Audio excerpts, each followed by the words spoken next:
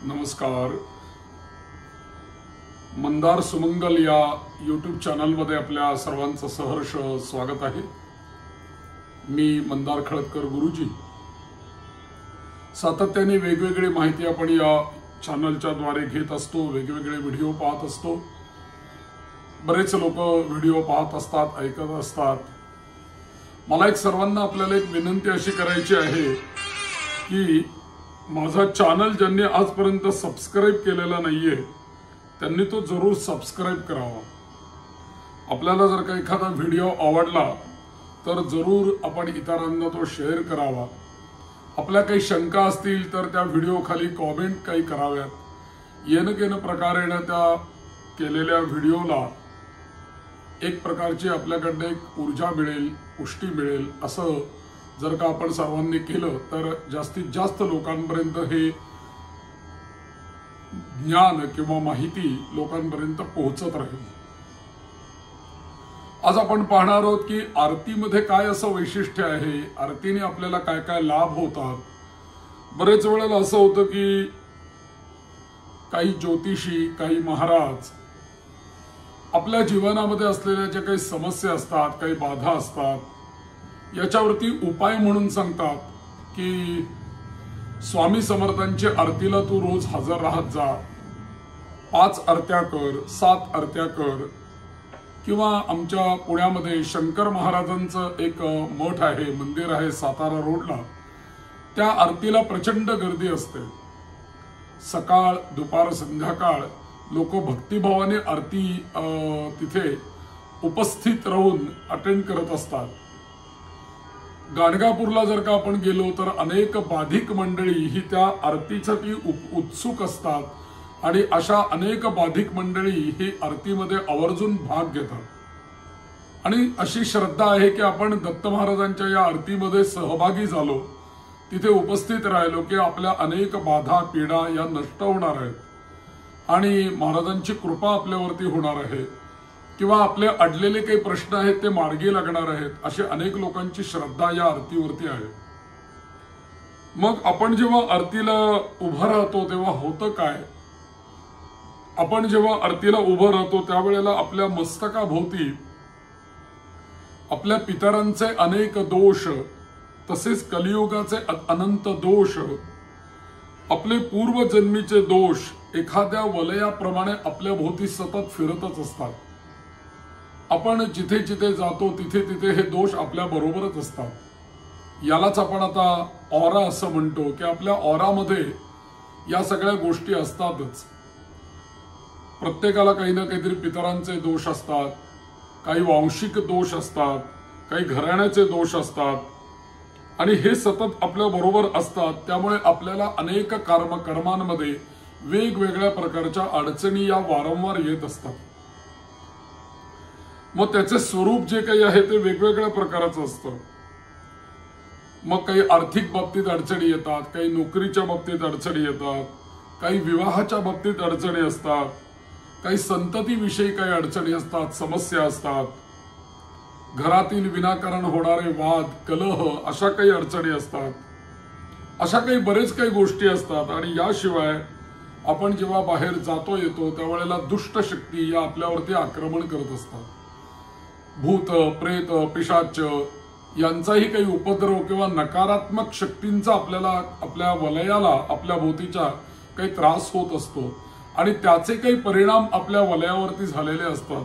म्हणून जेव्हा आपण आरतीला जातो किंवा कोणत्याही ठिकाणी जातो तेव्हा आपलं हे वलय आपल्या बरोबरच असतं. मग ज्या वेळेला आपण आरतीला उभं राहतो, उपस्थित राहतो, त्यावेळेला ज्या देवतेच्या किंवा ज्या महाराजांच्या आरतीला आपण उपस्थित आहोत अशा महाराजांची किंवा त्या देवतेची दृष्टी आपल्यावरती तर पडतेच, परंतु आपल्या भोवती असलेल्या या वलयावरती त्यांची दृष्टी पडत असते. म्हणून आपण देवदर्शन घेताना मान आपली खाली झुकवून, डोकं टेकवून साष्टांग नमस्कार घालतो देवाला. याचं कारण का की देवाची दृष्टी आपल्या चहूबाजूला, आपल्या पूर्ण आपल्या वलयावरती, आपल्या ऑऱ्यावरती पडली पाहिजे. आणि अर्थातच ही देवाची दृष्टी किंवा महाराजांची दृष्टी जी आहे ती अर्थातच करुणापूर्ण दृष्टीने महाराज किंवा देवता आपल्याला बघत असतात आणि ती दृष्टी त्या वलय व चक्रावरती पडल्यामुळे होतं काय की हळूहळू हळूहळू त्या वेळेला आपलं वलय जे काही आहे आपल्या भोवती वर्तुळ जे आहे ते हळूहळू शुद्ध होऊ लागतं. त्याच्यात जे काही अनेक दोष आहेत या जन्माचे मागच्या जन्माचे वंशातले पत्रिकेतले अमुक तमुक हे जे सगळे दोष आहेत हे दोष सगळे शुद्ध होऊ लागतात. त्या चक्रावरती केवळ देवाची दृष्टी पडणे हे महत्वाचं आहे. आणि म्हणून काहींचे दोष जर का जास्ती असतील तर मात्र बऱ्याच वेळेला त्यांना असं सांगितलं जातं अरे तू कमीत कमी 11 वेळेला महाराजांच्या आरतीला जा, तू 21 वेळेला महाराजांची आरती कर किंवा तू 5 आरत्या कर किंवा आठवड्यातनं एकदा तू आरतीला जात जा असे बरेच ठिकाणी संप्रदायातनं उपाय सांगितले जातात. आणि खरोखरी मला स्वतःला जीवनामध्ये असे अनेक माणसं माहिती आहेत की केवळ आरतीला आठवड्यातनं एकदा किंवा 2दा 3दा असे हजर राहिल्यामुळे अडलेले प्रश्न जे काही आहेत ते मार्गी लागले आणि महाराजांचा कौल मिळाला आणि काम पूर्ण झालं असे अनेक अनुभव येतात. म्हणून आरतीमध्ये खास सामर्थ्य आहे हे मात्र नक्की. म्हणून आरतीला फार मोठं महत्व आहे. एक लक्षात घेण्यासारखी गोष्ट आहे की ज्या वेळेला आपण आरतीला जातो कुठल्याही मंदिरामध्ये किंवा कुठल्याही मठामध्ये किंवा महाराजांच्या समोर आपण जेव्हा आरतीला जातो त्यावेळेला आपण तिथे एकटे नसतो.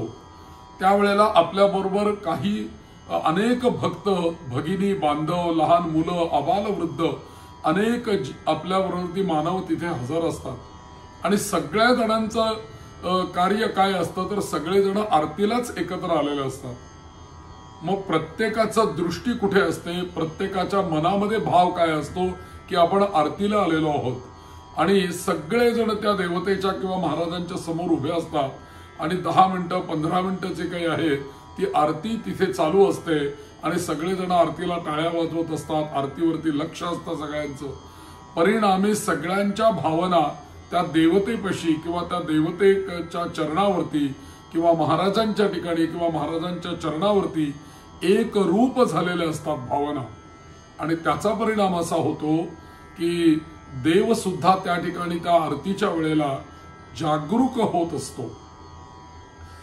देवतेची जी काही दर्शनं घ्यायला आपल्याकडे सांगितलेली आहेत ती वेगवेगळ्या प्रकारे आणि वेगवेगळ्या वेळेला दर्शनं घ्यायला जी सांगितलेली आहेत आणि त्याच्यामध्ये त्या दर्शनांचं वेगवेगळं फलही सांगितलेलं आहे.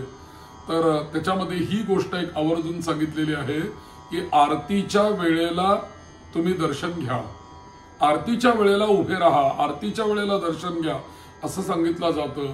कारण त्या वेळेला देवता तत्व हे प्रफुल्लित असतं. देवता सुद्धा त्यावेळेला आनंदित असते, प्रफुल्लित असते, त्याची ऊर्जा विकसित होत असते आणि त्यावेळेला जर का आपण दर्शन घेतलं तर आपल्याला त्याचा निश्चितपणे लाभ मिळू शकतो. आता बरेच वेळेला बरेच मंदिरांमध्ये असे काही जिथे माहिती आहे अशा ठिकाणी अशी पाटी लिहिलेली असते, प्रदक्षिणा मार्ग असतो आणि देवाला प्रदक्षिणा घालतात, महाराजांना प्रदक्षिणा घालतात. पण काही मंदिरांमध्ये अशी पाटी लिहिलेली असते की आरती चालू असताना कृपया प्रदक्षिणा घालू नयेत असं लिहिलेलं असतं. म्हणजे आरतीच्या वेळेला फक्त आरतीच केली पाहिजे. मग त्याच वेळेला प्रदक्षिणा घालतोय आरतीच्या वेळेला किंवा नमस्कार घालत बसलाय किंवा अजून काही दुसरं काही करत बसलाय. आरतीच्या वेळेला दुसरं कुठेही लक्ष असता कामा नये. तू मंदिरात आत्ता आरतीच्या वेळेला आलेला आहेस तर तुझं लक्ष हे पूर्णपणे त्या आरतीकडे असलं पाहिजे, त्या भगवंताकडे असलं पाहिजे आणि भगवंताचं लक्ष हे तुझ्याकडे असलं पाहिजे. हाच तिथे अर्थ अभिप्रेत असल्यामुळे आरतीने काय घडतं याच्याविषयी जर का आपण विचार केला तर खूप काही आरती आपल्याला देऊन जाते. दत्त महाराजांच्या बाबतीत जर का आपण विचार केला तर आज गाणगापूरला संध्याकाळची जी आरती असते, मी स्वतः अनेक वेळेला गाणगापूरला गेलेले असताना तिथे बघितलेलं आहे की आरतीपर्यंत बरीच गर्दी असते त्या मंदिरामध्ये. पण जशी काही आरती सुरू होते तशी जी काही तिथे बाधिक मंडळी जी काही असतात ती त्या आरतीच्या वेळेला नाचू लागतात, उड्या मारू लागतात, ओरडू लागतात, तिथे असलेल्या खांबांवर चढायला लागतात, उड्या मारायला लागतात वगैरे वगैरे वगैरे. त्यांच्या हावभाव सगळे बदलून जातात केवळ एका आरतीमुळे. त्या मानवांच्या ठिकाणी जी काही असलेली दुष्ट शक्ती आहे ती दुष्ट शक्ती जागृत होते. म्हणजेच ती दुष्ट शक्ती त्या आरतीच्या समोर टिकू शकत नाही, त्या दुष्ट शक्तीला, त्या बाधिक व्यक्तीला सोडावंच लागतं. आणि अशा अनेक आरत्या जेव्हा अशी बाधिक मंडळी या गाणगापूरला जाऊन जेव्हा हे करतात, आरतीमध्ये सहभागी होतात, त्यावेळेला अनेक लोकांचा असा अनुभव आहे की अनेक प्रकारच्या आपल्या बाधा कमी झाल्या, नष्ट झाल्या, दोष कमी झाले, असा फरक त्यांच्या जीवनामध्ये त्यांना जाणवू लागतो. काहींना थोडासा वेळ लागतो. आता असं आहे की दोष जर का जास्ती असतील तर त्या प्रमाणामध्ये आपण औषध घेतलं पाहिजे. आपल्याला रोग कोणत्या प्रकारचा आहे त्याप्रमाणे वैद्य आपल्याला औषध देत असतात, त्याप्रमाणे आपले डोस ठरवत असतात. तसा आपल्याला किती वेळेला आरतीला हजर राहावं लागेल याचा काही त्याच्या याच्यावरती हे समीकरण अवलंबून आहे. पण कमी दोष असतील तर कमी आरत्यांना आपण उपस्थित राहून आपलं काम होईल. जास्ती दोष असतील तर जास्ती वेळेला आपल्याला आरत्यांना हजर राहावं लागेल. पण आरतीला हजर राहिल्यामुळे अनेक आपले समस्या आणि अनेक प्रश्न हे नक्की मार्गी लागतात. अशी गेले अनेक वर्ष पिढ्यानपिढ्या आपली श्रद्धा आहे, भावना आहे. म्हणून आज तुम्ही बघा, काश्मीर पासून कन्याकुमारीपर्यंत सगळीकडे आरतीला महत्व आहे. तुम्ही गंगेच्या किनारी जा, वाराणसीला, गंगा मातेची काय सुंदर आरती केली जाते. लाखो लोक त्या गंगेच्या आरतीच्या मध्ये समाविष्ट असतात. गंगेमध्ये बोटीत जाऊन आरती बघतात, किनाऱ्यावरती लोक उभे असतात आणि एका घाटावर नाही 2-2, 3-3 घाटावरती संध्याकाळी गंगेची आरती. अयोध्येला गेलात तर शरयूची आरती.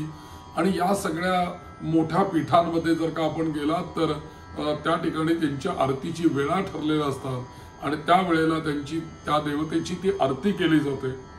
अनेक भक्त त्या ठिकाणी जात असतात श्रद्धेने. त्या आरतीचा लाभ त्यांना निश्चित होत असतो.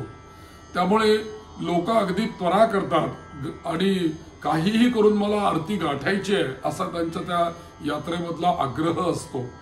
याचं कारण सगळ्यांनाच आरतीच्या वेळेला दर्शन हे हवं असतं आणि म्हणून आरतीला फार मोठं महत्व आहे. काही वेळेला कमीत कमी मी अशी काही माणसं बघितलेली आहेत की त्यांना कमीत कमी 100-125 वेळेला आरतीला जावं लागलं. पण 100-125 वेळेला आरतीला गेल्यानंतर त्यांचा प्रश्न सुटला आणि मार्गी लागला असाही त्यांनी अनुभव नंतर सांगितलेला आहे. फक्त आरतीला जात असताना आपण शुचिशुद्धतेने आरतीला गेलं पाहिजे. आपण शुद्ध असलं पाहिजे, पवित्र असलं पाहिजे. उगाच आपलं सोयरामध्ये सुतकामध्ये जाऊन आरतीला जर का आपण उभं राहिलो तर त्याचा आपल्याला तेवढा लाभ मिळत नाही. म्हणून आरतीला अत्यंत महत्व आहे. आरती ही सर्वसाधारणपणे पूजेच्या शेवटी केली जाते. आरतीला जर का आपण बघितलं तर चित्र काय असतं तर कोणीतरी तो तिथला पुजारी असेल, महंत असेल, कोणीतरी तिथला व्यवस्थापक असेल, तो हातामध्ये पंचारती घेतलेली असते आणि आरती गायली जाते. आता सर्वसाधारणपणे महाराष्ट्रामध्ये सगळ्या मराठी आरत्या गायल्या जातात. तुम्ही गुजरातमध्ये गेलात, यूपी मध्ये गेलात तर तुम्हाला हिंदी आरत्या गायलेल्या तुम्हाला ऐकायला येतील. राजस्थानमध्ये गेलात हिंदी आरत्या आहेत, राजस्थानी भाषेतल्या आरत्या आहेत. आरती ही सर्वत्रच आहेत.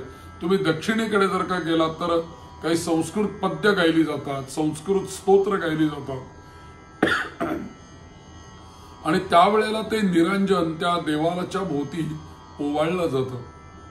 आणि ते ओवाळत असताना त्या निरंजन ओवाळतानाची सुद्धा एक खासियत अशी आहे की ते निरंजन ओवाळत असताना देवाच्या पायाजवळ ओवाळलं जातं, त्याच्यानंतर देवाच्या कमरेजवळ ओवाळलं जातं, छातीजवळ ओवाळलं जातं, मुखाजवळ ओवाळलं जातं. या पद्धतीने ते निरंजन ओवाळत असतात. थोडक्यात त्या तेजाची ओमची आकृती तयार होते. या पद्धतीने ते निरंजन त्या देवाला ओवाळलं जात असतं. आणि म्हणजे देव हे मुळामध्ये सगळे जे काही आहेत ते तेजस स्वरूप आहेत. त्यांच्या समोर हा दिवा हा एक तेजाचं प्रतीक आहे. आपण सुद्धा सर्वजण आपल्याकडे कमी जास्ती पद्धतीने प्रत्येकाचं स्वतःचं म्हणून काही तेज आहेच प्रत्येकाकडे. त्यामुळे ह्या सगळ्या तेजाचं एकत्रीकरण त्या आरतीच्या वेळेला होत असतं आणि त्या एकत्रीकरणामुळेच आपले अनेक प्रश्न मार्गी लागतात. तर मला एवढंच म्हणायचं आहे की या आरतीच्या बाबतीत आपण अजूनही काही माहिती घेत राहणार आहोत पुढे. परंतु आरतीला महत्व आहे हे मात्र खास म्हणून आरतीला उभं राहावं, आरतीला हजर राहावं आणि जेवढ्या वेळेला म्हणून जमेल ना तेवढ्या वेळेला एखाद्या मंदिरामध्ये, मठामध्ये सामूहिक पद्धतीने आरती जिथे केली जाते तिथे आवर्जून हजर राहावं. अहो, या आरतीमुळे समाजाचं एकत्रीकरण पण होतं. मध्यंतरी आपल्या सगळ्या समाजाला एकत्रीकरण करण्याकरता अनेक पक्षांनी, अनेक संस्थांनी ठिकठिकाणी जागोजागी महाआरत्यांचं आयोजन केलेलं होतं आणि महाआरती केली जाते. महाआरती म्हणजे अनेक हजारो लोकांनी एकत्र येऊन केलेली आरती, त्याला महाआरती असं त्यांनी नाव दिलेलं होतं. आणि खरोखरी त्या महाआरतीमुळे समाजामध्ये त्यावेळेला त्या प्रसंगानुरूप एकत्रीकरण झाल्याचाही अनुभव अनेक लोकांना आलेला आहे.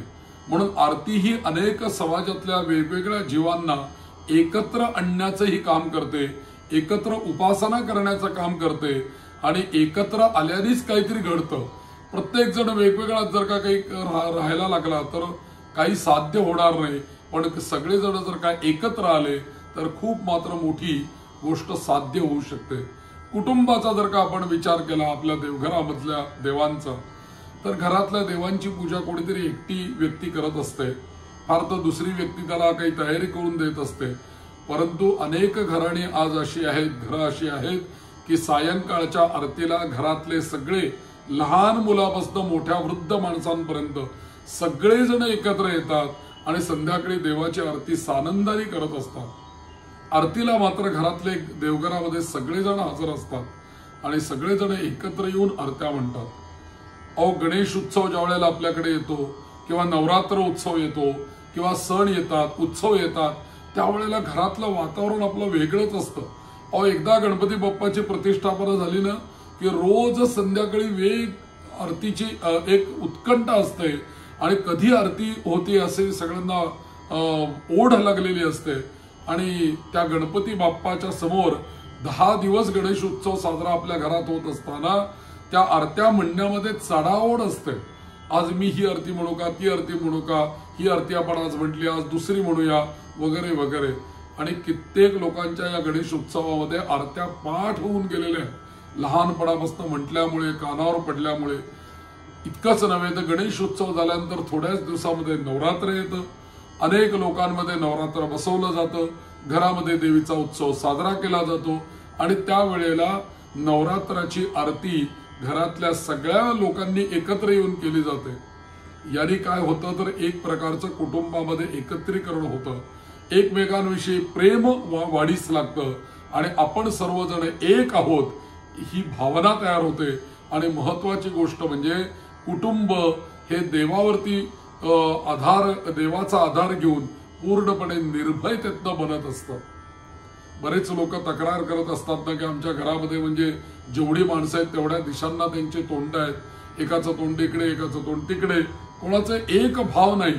पण ज्याला असं वाटतं की आपल्याला आपल्या घराचं एकत्रीकरण असावं, अशांनी काय करावं की त्यांना महत्वाचा उपाय दिलेला आहे की एकत्र भोजन करणे आणि एकत्र येऊन आरती करणे. याने आपल्या घरातलं वातावरण चांगलं राहतं, घरामध्ये एकोपा राहतो, घरामध्ये एकमेकांविषयी प्रेम वाढतं.